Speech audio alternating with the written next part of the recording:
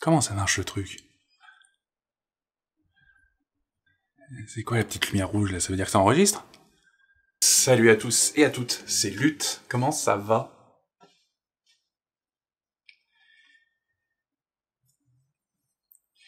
Oui bon ok, ça fait peut-être un bon moment que je n'ai pas été présent sur la chaîne.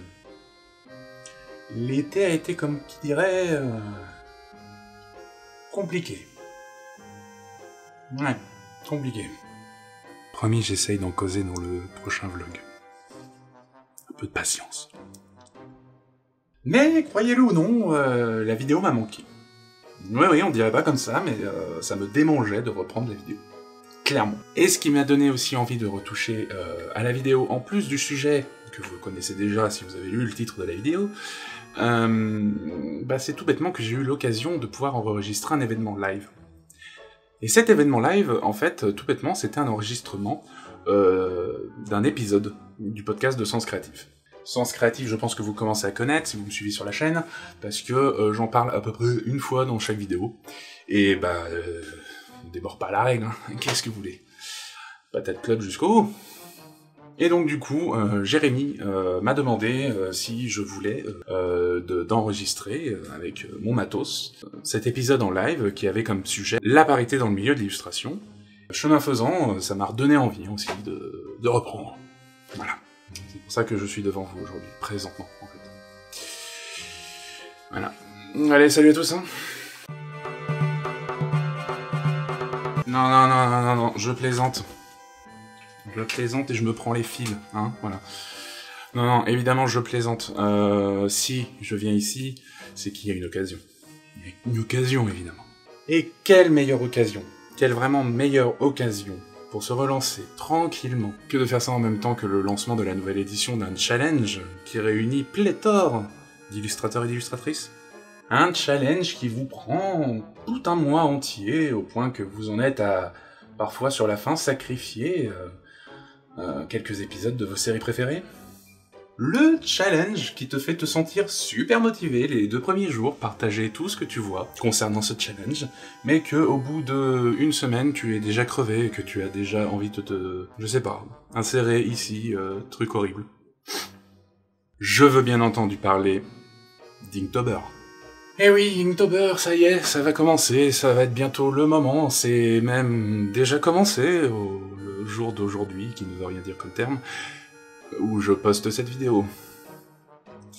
Et le mec a déjà 2 jours de retard. Allez, blague à part, dans cette vidéo, je vais vous parler de comment va se passer mon Inktober, comment je vais organiser un peu tout ça, et vous allez très vite comprendre que ça a été un peu à l'arrache, mais c'est voulu. Je vais vous parler du format, de la petite spécificité que ça va être cette année, et je vais aussi vous donner quelques conseils pour pouvoir passer un petit Inktober aux petits oignons et de manière sereine. Vous allez voir, ça va être parfait. Le mec, il donne des conseils pour Inktober 2 jours après le lancement. Le mec à peine dans le flou, quoi. Allez, cette introduction a bien trop duré, on va se lancer dans le vif du sujet. Je suis Lutte Ostinato, illustrateur freelance et blablateur à temps plein, et c'est parti.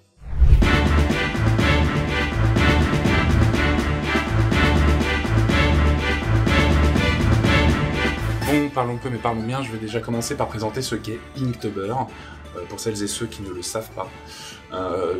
Bien qu'il n'y ait vraiment plus trop besoin de présenter ce challenge annuel. Vu que tout bêtement, si vous côtoyez les sphères un peu illustratifs ou créatifs, vous avez déjà forcément entendu parler, je pense, de cet événement, mais un petit rappel, ça fait jamais de mal. Inktober, c'est un sujet lancé par un illustrateur du nom de Jack Parker en 2009, qui désirait tout simplement améliorer son trait en ancrage. Pour ce faire, son idée était très simple.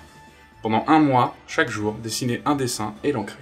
Il partagera ce défi et les résultats de son travail sur les réseaux sociaux, et depuis, boum, ça a pris une ampleur monstrueuse et complètement incroyable, au point que maintenant ça a réuni énormément d'illustrateurs et d'illustratrices, et c'est pas prêt de s'arrêter. Suite à ça, énormément de personnes lanceront leurs propres défis et des variantes de Inktober, comme le Mermaid par exemple, qui se passe au mois de mai où il faut dessiner des sirènes, et toujours sur le même principe d'un dessin par jour pendant un mois. Du coup, si vous fouillez sur la toile, il y a de fortes chances que vous trouviez de quoi occuper une année entière de dessin si vous ne savez pas quoi faire. Et si vous avez pas mal de temps, parce que mine de rien, ce genre de challenge, c'est énormément chronophage. Du coup, vous l'aurez compris, l'essence même de ce challenge, c'est de tenir le coup pendant 30 jours, de se challenger et d'essayer de dépasser ses limites et de sortir de sa zone de confort afin de s'améliorer. Alors oui, au début, les puristes se la ramenaient en disant « Oui, il faut absolument revenir aux fondations même du dessin, c'est-à-dire une feuille et un stylo encreur. » Heureusement, depuis, les choses ont changé, puisque maintenant, le digital s'invite de plus en plus à l'événement, et c'est maintenant totalement accepté de réaliser son Inktober en digital. Et spoiler, cette année, je pense que ça va être mon cas au niveau du numérique. Mais ça, on va le voir dans la partie suivante. Bah bien, j'espère. Cela fait maintenant 5 éditions de Inktober que je participe, dont 3 d'affilée avec l'année dernière, et j'espère réussir 4e année de suite. Ça sera vraiment mon petit record personnel, et j'espère que ça va tenir. Et mine de rien, quand j'y pense, ça fait quand même beaucoup de boulot abattu. Beaucoup, ouais. Énormément. Et du coup, comme c'est beaucoup de boulot, en parlant de ça, j'aimerais partager avec vous comment je vais organiser mon Inktober. Et cette année, clairement, l'envie est de ne pas se prendre la tête. C'est-à-dire que les maîtres mots cette année sont « no big deal ». En effet, chaque année, je me prends la tête avec plein de détails pour Inktober. Quel format, quel papier, quelle encre, comment bien scanner, la post-prod, quelle heure poster efficacement sur les réseaux, parce que mine de rien, maintenant, les réseaux, c'est important. Et du coup, tous ces trucs-là, quand on est un angoissé de la vie, c'est une horreur complète à gérer.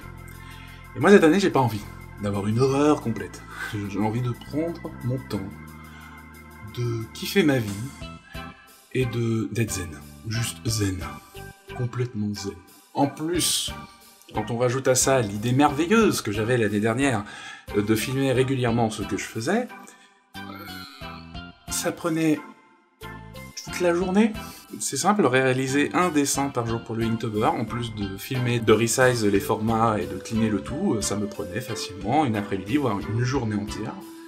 Et c'est juste pas possible quand on veut se lancer clairement professionnellement et tenir la cadence et bêter à la fin du mois. D'ailleurs, si ça vous intéresse, je vous mets en description la playlist complète vers mes précédentes vidéos sur Inktober. Vous pourrez peut-être y trouver des petits trucs sympas si vous les avez pas déjà vus.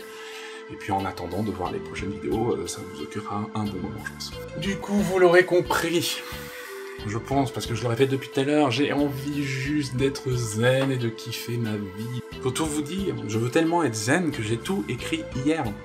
D'où le format complètement chelou. On y va à la zob. Ouais. Du coup, c'est plus une nouvelle pour personne, je pense que vous l'avez compris, cette année, je vais faire mon Inktober en digital, c'est-à-dire que ça sera un Diginktober. Déjà parce que ça va être beaucoup plus simple, ça va me permettre de gagner énormément de temps, ne serait-ce que au niveau du scan, je vais pas passer 30 ans à scanner, faire de la post-prod, cleaner le dessin, le corriger, et que sais-je encore.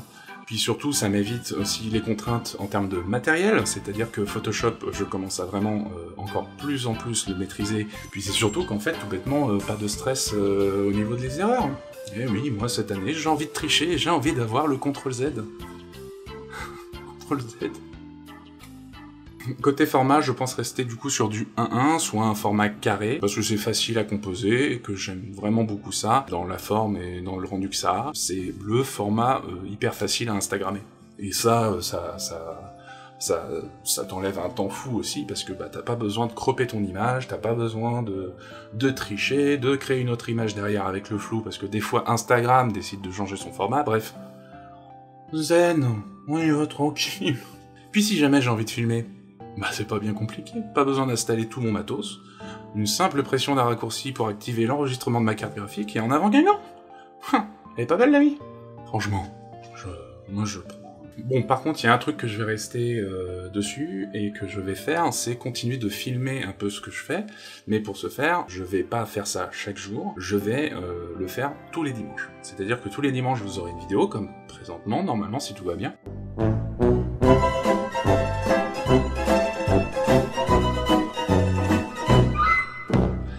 Et je vous ferai le bilan de la semaine, de comment ça s'est passé, ce que j'ai ressenti.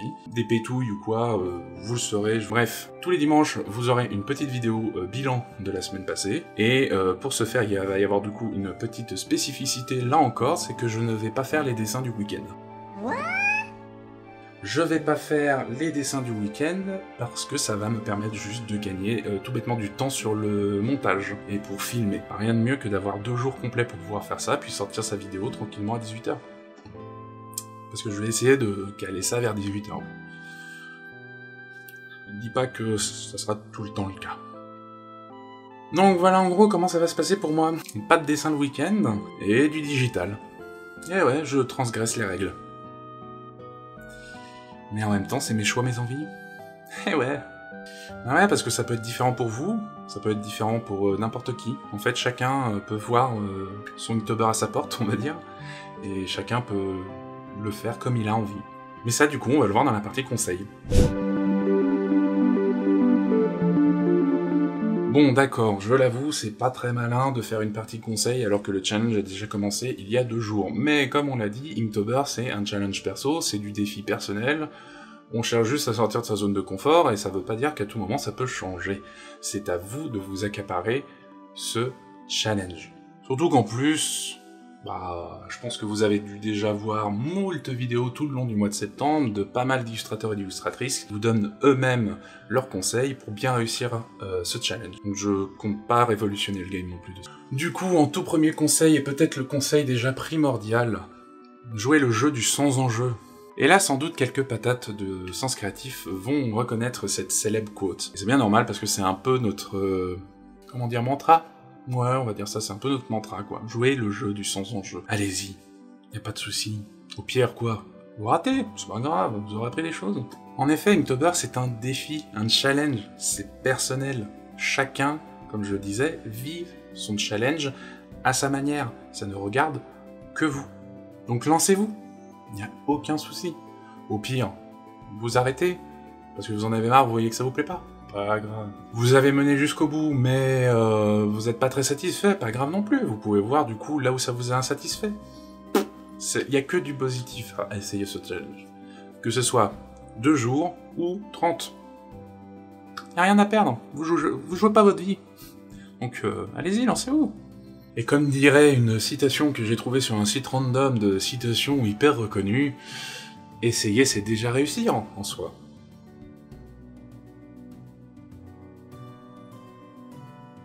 Et c'est pas faux. En deuxième conseil, je dirais, connais-toi toi-même. Ne vous lancez pas dans la réalisation de 31 illustrations de 3 mètres par 3 avec 12 milliards de pinceaux. Ne pensez pas non plus devenir le nouveau Léonard de Vinci ou Picasso. Ne pensez pas non plus que vous devez forcément passer votre journée entière et votre nuit dessus pour réussir à avoir un résultat perfecto. Ça ne marchera pas. Spoiler, ça ne marchera pas. Parce que le secret, en fait, c'est juste de s'écouter. Et ouais, écoutez-vous. Introspectez-vous. On n'a pas tous le même temps à accorder au défi, on n'a pas forcément tous et toutes la même motivation, ni même les mêmes envies ou les mêmes objectifs. Moi-même, cette année, j'ai décidé de faire que 20 dessins, en faisant sauter ceux du week-end, et c'est pas grave. Non, pas du tout. Du coup, conseil très important, sachez exactement ce que vous voulez donner dans ce défi. En termes personnels, mais en termes aussi de créativité. N'allez pas essayer de dépasser des montagnes, alors que vous ne savez pas monter une colline. Non. Prenez-vous le temps de réfléchir, de souffler 5 minutes et de regarder au fond de vous, de connaître le temps que vous pouvez passer sur une illustration, de vous imposer peut-être un temps. Je sais que certains et certaines sont parents et que du coup, le temps libre est très précieux et ils ne veulent pas forcément passer 3 heures sur une illustration. Passer 30 minutes dessus, c'est déjà énorme. Ne vous prenez pas la tête. Pareil sur le type de rendu, ne vous prenez pas le chou, faites quelque chose de tranquille. C'est un challenge, c'est un défi personnel, je le répète encore, donc... Allez-y mollo, prenez soin de vous. No big deal. Allez, dernier conseil, faites-vous kiffer. C'est important ça, non, la kiffance? Un peu, ouais. On a déjà énormément de choses imposées dans la vraie vie, donc quand on veut en plus se lancer dans ce genre de défi, autant que ça soit agréable, non? Vous pensez pas? Moi, je pense que si. Je pense que ça doit être agréable. Et je sais pas où je vais avec cette phrase, mais retenez que ça doit être agréable. Après, certains et certaines peuvent aimer ça, et je l'entends parfaitement. Il n'y a aucun souci à s'imposer des choses, parce que, de la contrainte naît la créativité. Mais vous n'êtes pas obligé de vous imposer des choses. Tout est une question de choix. Si jamais vous avez envie de vous lancer dans une série de dessins avec un fil rouge derrière, allez-y. Si jamais vous voulez faire ça dans un coin de table, avec du matériel bas de gamme chopé dans un coin de table, allez-y. Vous voulez faire dans de l'abstrait ou de l'hyper figuratif, ou au contraire, vous voulez juste faire des bonhommes bâtons, mais go! Pas de problème. Tout est permis, c'est vous qui gérez. D'ailleurs, rien n'empêche de prendre la liste que vous voulez. Il y a énormément de listes qui existent. Chaque année, énormément de créateurs et de créatrices balancent leurs petites listes perso ou relayent les listes des autres. Il y a vraiment de quoi faire. Même, carrément, si vous avez envie de faire la vôtre, mais faites-le, prenez le temps. Posez-vous une petite heure, réfléchissez à une série de mots ou de thèmes qui vous intéressent, et lancez-vous. Et encore à contrario, si vous n'avez pas envie de suivre une liste, mais ne le faites pas. Allez-y en impro. Ça marche aussi. La seule limite est votre imagination. Et votre énergie. Je mets beaucoup le point dessus, mais c'est l'énergie et la zénitude, c'est important, ouais. Bref, amusez-vous, que ce défi vous donne envie de vous mettre sur votre table à dessin et de dessiner, et que ça soit pas une contrainte ou quelque chose qui vous donne l'impression que ça soit forcé. J'en profite encore pour mettre dans la description de cette vidéo un lien vers l'article de Horror Bay, qui vous partage ses 30 listes qu'elle a trouvées et farfouillées sur le net. C'est assez sympa. Et surtout, je vous conseille de voir ce que fait Aurore sur sa chaîne YouTube. Vous allez voir, c'est une créatrice qui déchire. Et je vous conseille vraiment de dévorer sa chaîne. Vraiment. Eh bien, il est temps de passer à la conclusion. Et voilà qui conclut cette vidéo sur l'édition 2021 de Inktober. J'espère qu'elle vous a plu autant que moi de la tourner et de la monter, car franchement ça me manquait de faire de la vidéo, et franchement c'est sympa juste de pouvoir réinstaller le matériel et de se lancer comme ça. C'est vraiment important pour moi de me relancer dans le YouTube game, on va dire entre guillemets, et de m'éclater sur cette plateforme, car ça peut que me faire du bien, et recommencer avec Inktober c'est le moment parfait quoi, les astres sont alignés pour que ça puisse être que sympa si je m'en sors bien quoi. Donc voilà, ça me fait vachement plaisir de vous retrouver. Peut-être que vous aurez trouvé le ton et le format de cette vidéo un peu bizarre, j'ai essayé juste d'écrire un peu plus la vidéo, histoire de pas trop me perdre dans des blabla inutiles. C'est en travail, hein, je teste, je vois, donc ça sera sans doute un peu bizarre, je vais sans doute cringer au montage, mais ce n'est pas très grave, on se lance, comme j'ai dit, de zen, on y va tranquille, et puis si ça rate, c'est pas très grave. Pour information, du coup, vous n'avez pas vu dans cette vidéo l'illustration de vendredi qu'il ouvrait l'édition 2021 de Inktober, c'est normal, je vais la rajouter en fait dans la prochaine vidéo qui vient, parce que je trouvais ça inutile de faire un encart juste pour un seul dessin, en vous présentant le format comme je l'ai fait. Donc du coup, il sera rajouté exceptionnellement la semaine prochaine, vous aurez 6 dessins au lieu de 5. Mais en attendant, si ça vous intéresse, vous pouvez aller checker ce qui se passe sur mon compte Instagram, Instagram/lutte_ostinato. Vous cherchez juste tout bêtement Lutte Ostinato, vous verrez ma grosse gueule avec la bonne beubare, et ça vous fera de quoi vous occuper en attendant peut-être. N'hésitez pas non plus, ah mon dieu c'est mon premier call to action sur YouTube, n'hésitez pas non plus à liker et partager cette vidéo si elle vous a plu. Non pas que je cherche à devenir un grand youtubeur qui va gagner des tonnes de moula, mais juste ça fait plaisir de voir ça marche, hein, tout bêtement, de voir des pouces bleus et des gens qui commentent, donc n'hésitez pas, likez, partagez, commentez, ça peut faire que du bien, et même si vous avez des critiques, faites les critiques, du moment qu'elles sont bien présentées et sympathiques et bienveillantes, c'est parti, allez-y, lâchez-vous, c'est à vous, cette partie-là, elle vous revient. En tout cas, quoi qu'il arrive, j'espère que vous, ça va. Moi, comme je vous dis, je reviens de loin et j'en parlerai dans de futures vidéos. Mais là, c'est pas le sujet. On sort la tête de l'eau et on avance et ça se passe bien, c'est le principal. Et j'espère que pour vous aussi, ça va. En attendant, je vous souhaite un bon Inktober, un bon courage à toutes celles et tous ceux qui vont se lancer dans ce défi. C'est pas facile, mais vous pouvez y arriver. Et si vous y arrivez pas, c'est pas grave. Je vous souhaite aussi une bonne spooky season. Ça fait du bien de voir l'automne arriver. C'est une de mes saisons préférées. Plus je vieillis, plus c'est une de mes saisons préférées. Donc voilà, bonne spooky season. Je sais plus quoi vous souhaiter. Je vous souhaite tout, absolument tout. Sur ce, c'était Lutte Ostinato, illustrateur, freelance et blablateur à plein temps. Je vous dis ciao.